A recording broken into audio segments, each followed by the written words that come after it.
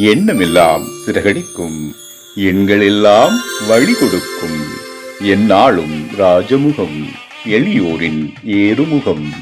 எந்த நிலை வந்தாலும் வந்த நிலை மாறாத நமது Rajanilai. Rajanilai TV, channel of astrology.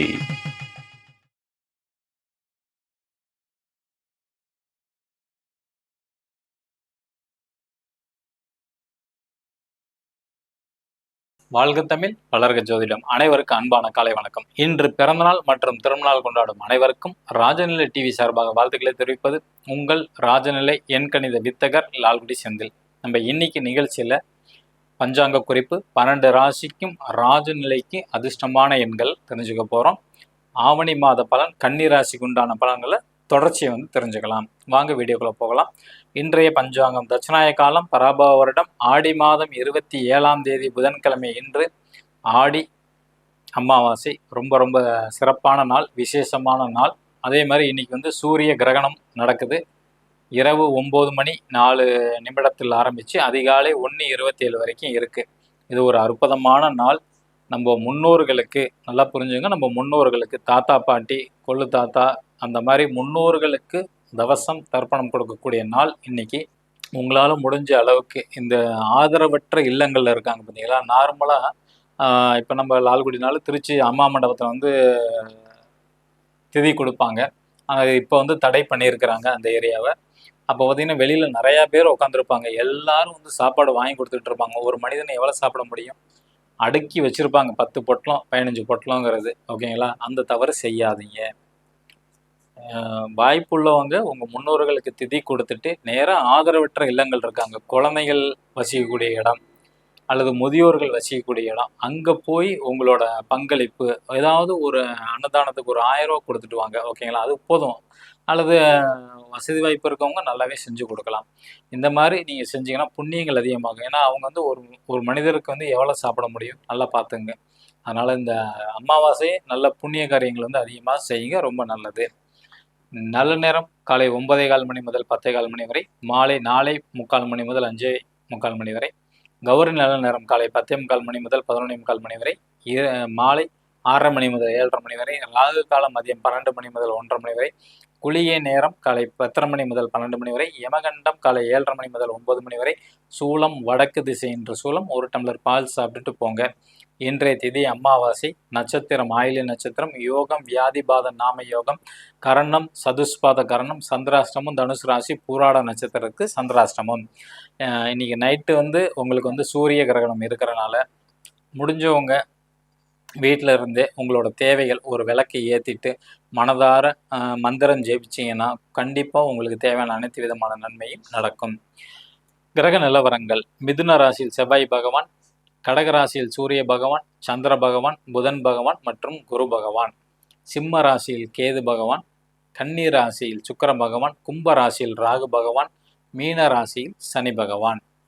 புதுசாக பார்க்கக்கூடிய நண்பர்கள் இந்த மாதிரி ஒரு பர்மனன்ட் மார்க்கர் வாங்கிக்கிங்க. உங்கள் ராசி அல்லது லக்னத்துக்கு சொல்லக்கூடிய எண்ணை மணிக்கட்டில் எழுதுங்க. எழுதும்போது உங்களுக்கு என்ன தேவையாக இருந்தாலும் சரி மனதில் நினச்சிக்கிட்டு எழுதணும்.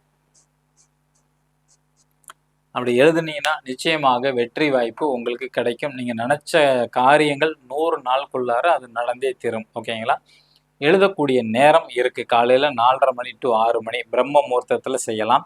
அதுக்கப்புறம் 6:02, 6:04, 6:06, 6:08, 6:20, 6:22, 6:26, 6:33, 6:42, 6:51 இந்த நேரங்களில் நீங்கள் எழுதுங்க. எழுதும்போது உங்களுக்கு என்ன தேவை? குழந்தை பாக்கியம் வேணும், திருமணம் நடக்கணும், கொடுத்த பணம் வேணும், தொழில் நல்ல முன்னேற்றம் வரணும், தொழில் அதிக லாபம் வேணும், வேலையாட்கள் எங்களுக்கு நிரந்தரமாக இருக்க வேண்டும், இந்த மாதிரி எதாக இருந்தாலும் சரி, வீடு கட்டணும், நகை வாங்கணும், நகைக்கடனை அடைக்கணும், இந்த மாதிரி எதாக இருந்தாலும் சரி பாசிட்டிவாக நீங்கள் நினச்சிக்கிட்டு எழுதணும். ஓகேங்களா? நல்ல வருமானம் வேண்டும், அந்த மாதிரி நினச்சிட்டு எழுதுனீங்கன்னா கண்டிப்பாக 100 நாளில் உங்கள் காரியம் வெற்றி அடையும். டெய்லி நம்பர் மாறும். உங்களோட கோரிக்கையை மாற்றாதீங்க. அந்த கோரிக்கை நிறைவேறின பிறகு தான் மீண்டும் அடுத்த கோரிக்கை வைக்கணும். புரியுதுங்களா? மேசராசி அல்லது மேச லக்னத்தில் பிறந்தவர்கள் இன்று பயன்படுத்த வேண்டிய அதிர்ஷ்டமான எண் 16 16. ரிஷபராசி அல்லது ரிஷப லக்னத்தில் பிறந்தவர்கள் இன்று பயன்படுத்த வேண்டிய அதிர்ஷ்டமான எண் 02. மிதுன ராசி அல்லது மிதுன லக்னத்தில் பிறந்தவர்கள் இன்று பயன்படுத்த வேண்டிய அதிர்ஷ்டமான எண் 12 12. கடகராசி அல்லது கடக லக்னத்தில் பிறந்தவர்கள் இன்று பயன்படுத்த வேண்டிய அதிர்ஷ்டமான எண் 08. சிம்ம ராசி அல்லது சிம்ம லக்னத்தில் பிறந்தவர்கள் இன்று பயன்படுத்த வேண்டிய அதிர்ஷ்டமான எண் 52. கன்னி ராசி அல்லது கன்னி லக்னத்தில் பிறந்தவர்கள் இன்று பயன்படுத்த வேண்டிய அதிர்ஷ்டமான எண் 45. துலா ராசி அல்லது துலா லக்னத்தில் பிறந்தவர்கள் இன்று பயன்படுத்த வேண்டிய அதிர்ஷ்டமான எண் 72. விருச்சக ராசி அல்லது விருச்சக லக்னத்தில் பிறந்தவர்கள் இன்று பயன்படுத்த வேண்டிய அதிர்ஷ்டமான எண் 68. தனுசு ராசி அல்லது தனுசு லக்னத்தில் பிறந்தவர்கள் இன்று பயன்படுத்த வேண்டிய அதிர்ஷ்டமான எண் 88. மகர ராசி அல்லது மகர லக்னத்தில் பிறந்தவர்கள் இன்று பயன்படுத்த வேண்டிய அதிர்ஷ்டமான எண் 92. கும்ப ராசி அல்லது கும்ப லக்னத்தில் பிறந்தவர்கள் இன்று பயன்படுத்த வேண்டிய அதிர்ஷ்டமான எண் 99. மீன ராசி அல்லது மீன லக்னத்தில் பிறந்தவர்கள் இன்று பயன்படுத்த வேண்டிய அதிர்ஷ்டமான எண் 77. இவை அனைத்தும் காமனான பலன்கள் தான். உங்கள் ஜாதகப்படி உங்களுக்கு அதிர்ஷ்டமான செல்ஃபோன் நம்பர் வேணுமா, பணத்தை ஈர்க்கக்கூடிய பாஸ்வேர்டு வேணுமா, கீழே உள்ள வாட்ஸ்அப் நம்பருக்கு தொடர்பு கொள்ளுங்கள். குருக்காணிக்கை வாங்கிட்டு தான் எடுத்து தரப்படும். ஓகேங்களா? நம்ம அடுத்தது ஆவணி மாத பலன் கன்னி ராசியோட தொடர்ச்சி தான் பார்க்க போகிறோம். நேற்று அரசியலில் இருக்கிறவங்களுக்கு என்ன நடக்குங்கிறத சொல்லியிருக்கிறோம். இன்றைக்கி வேலை வாய்ப்பு 6ஆம் இடம் தான் வேலை. ஓகேங்களா? கன்னி ராசிக்கு அங்கே 1 வருஷமாகவே 1.25 வருஷம் ராகு இருக்கிறாங்க. இந்த 6ஆம் அதிபதி 7ல் போய் இருக்கிறாங்க. இந்த இடத்த சூரியனும் கேது பார்க்குறாங்க. ஒரு சில பேர் வேலையில் குறுக்கு வழியில் ப்ரொமோஷன் கிடைக்கணும் அல்லது குறுக்கு வழியில் சம்பாதிக்கணும் அப்படின்னு நினச்சிங்கன்னா அதை கொஞ்சம் கைவிட்டுருங்க. ஓகேங்களா? அதில் சில சிக்கல்களை சந்திக்கக்கூடிய காலம். நீங்கள் லஞ்சம் பணம் வாங்கினாலும் சரி, குற்றம் செஞ்சாலும் சரி, சூரியன் வெளிச்சம் போட்டு காட்டிவிடும். அதே மாதிரி வேலையில் நீங்கள் நன்மை செய்கிறீங்க, வரவங்களுக்கு டக்குன்னு வேலை முடிச்சு கொடுத்தாலும் அதுவும் வெளிச்சத்தை போட்டு காட்டும். இந்த மாதிரி நல்லவர் பார்க்க முடியாது அப்படின்னு காட்டும். எது செஞ்சாலும் நன்மை தீமை எது செஞ்சாலும் நிச்சயமாக அது காட்டிடும். சூரியன் வெளிச்சம் போட்டு காட்டும். ஓகேங்களா? நல்ல வேலை பண்ணீங்கன்னா கண்டிப்பாக ப்ரொமோஷன் கிடைக்கும். ஓகேங்களா? இல்லைனா மாட்டி டீப்ரொமோஷனும் ஆவீங்க. கவனம் வேண்டும். இப்போ படித்து முடித்தவங்களுக்கு வேலை கிடைக்குமானா நிச்சயமாக வேலை வாய்ப்புங்கிறது உண்டு. அடுத்தது கணவன் மனைவிக்கு எப்படி இருக்கும் கன்னி ராசிக்கு அப்படின்னு கேட்டுக்கிட்டிங்கன்னா, 7ஆம் இடத்துல சனி பகவான் 2028 ஏப்ரல் மாதம் வரைக்கும் இருக்க போகிறாங்க. அந்த இடத்துல இந்த 7ஆம் இடத்த சுக்கிரனோட பார்வை இருக்குது, குரு பார்வை இருக்குது. அதனால் இந்த ஒரு 3-4 மாதத்துக்கு பார்த்தீங்கன்னா நல்ல அமைப்பு உண்டு. ஒற்றுமை உண்டு. காதல், அன்பு, லாபம் எல்லாமே அவங்களுக்கு கூட பரஸ்பர அமைப்பு கிடைக்கும். சில பேர் சுற்றுலா போன்ற சுற்றுலாவோ அல்லது ஆன்மீக பயணமோ மேற்கொள்வாங்க. நல்ல நல்ல விஷயங்கள் கணவன் மனைவிக்கு நடக்கும் கன்னி ராசியை பொறுத்த வரைக்கும். ஓகேங்களா? இப்போ திருமண வயசில் உள்ளவங்களுக்கு திருமணம் நடக்குமா அப்படின்னு கேட்டிங்கன்னா நிச்சயமாக திருமணம் நடக்கும் கன்னி ராசியில் பிறந்தவங்களுக்கு. அடுத்தது 9ஆம் இடம் தந்தையை குறிக்கக்கூடியது. தந்தைக்கு எப்படி சார் இருக்கும் அப்படின்னா, தந்தை சுக்கிரன் தான். அவர் உங்களோட ராசியிலே உட்காந்துருக்குறாங்க. சனி பகவானோட பார்வை இருக்குது. தந்தைக்கு உங்கள் மேலே அதிகப்படியான பாசம் கிடைக்கும். தந்தைக்கு பேர் புகழ் எல்லாமே கிடைக்கக்கூடிய வாய்ப்புகள் உண்டு. தொழில் செய்யக்கூடிய வாய்ப்புகளும் வரும். வெற்றி வாய்ப்பு அதிகமாக உண்டு. நல்ல லாபம்ங்கிறது தந்தைக்கு நிச்சயமாக கிடைக்கும். பேச்சில் மட்டும் கொஞ்சம் முன்கோபம் அதிகமாக வரும். மற்றவங்க மனசு புண்படுறாங்களே அப்படிங்கிற மாதிரி பேசுவாங்க. ஆனால் அதை பற்றி அவங்க கவலைப்பட மாட்டாங்க. மனசுக்குள்ளே எதாக இருந்தாலும் அப்படியே ஓப்பனாக சொல்லுவாங்க. உங்களோட தந்தையை பொறுத்த வரைக்கும் இந்த ஒரு 40 நாளைக்கு.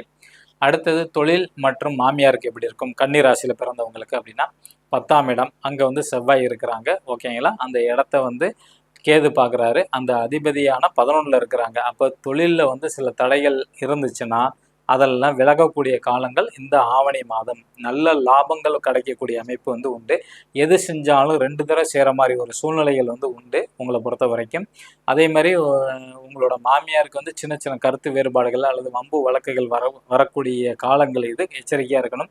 கொஞ்சம் இனிப்பு ஸ்வீட் எல்லாம் சாப்பிடக்கூடிய காலங்கள் அவங்கள பொறுத்த வரைக்கும். அட்வைஸ் பண்ணக்கூடிய அமைப்புகள் அதிகமாக உண்டு. அவங்களுக்கு வீடு வாசல் வாகனத்தினால லாபங்கள் ஆதாயம் எல்லாமே கிடைக்கும். சுய முயற்சியில் அவங்க வெற்றி அடைவாங்க. சொந்த காலில் நிற்கணும்னு ஆசைப்படுவாங்க. உடல் ஆரோக்கியத்தை மேன்மைப்படுத்தி கொடுத்துரும்.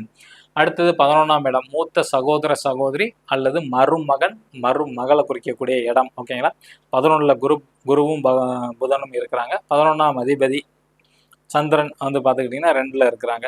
அப்போ கொஞ்சம் அவங்களுக்கும் உங்களுக்கு சின்ன சின்ன கருத்து வேறுபாடுகள் வரும். கொஞ்சம் கவனமாக இருந்தால் நல்லது. அவங்களும் கவனமாக இருக்க வேண்டும். ஓகேங்களா? ஏன்னா அங்கே குருவும் புதன்கிறது பார்த்துக்கிட்டிங்கன்னா 3, 12, 6 ஃபஸ்ட்டு 9ஆம் இடத்துக்கான அதிபதி அந்த இடத்துல இருக்கிறனால கவனம் அதிகம் தேவை.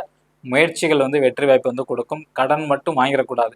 கன்னி ராசியில் பிறந்தவங்களோட அண்ணன் இருக்கிறாங்க, அக்கா இருக்கிறாங்க, அப்படி இல்லைன்னா மருமகன் மருமகள் இருந்தாங்கன்னா அவங்களுக்கு கடனே வாங்கக்கூடாது.